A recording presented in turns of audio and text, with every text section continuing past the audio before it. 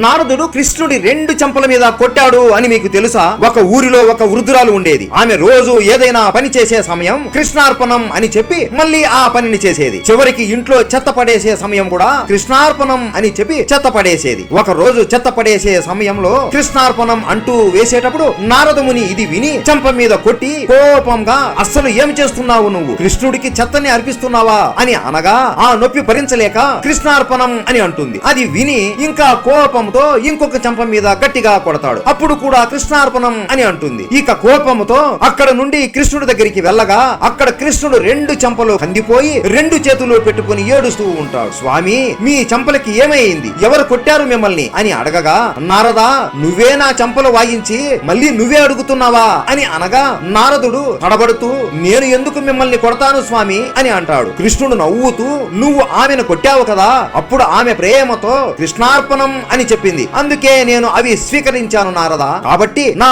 భక్తులు ప్రేమతో ఏమి ఇచ్చినా నేను స్వీకరిస్తాను. అవి భోజనం అయినా, ప్రేమ అయినా, చెత్త అయినా, ఇంకేదైనా అని కృష్ణుడు అంటాడు. కృష్ణుడు అంటే మీకు ఇష్టం ఉంటే జై శ్రీకృష్ణ అని కామెంట్ చేయండి. జై శ్రీకృష్ణ.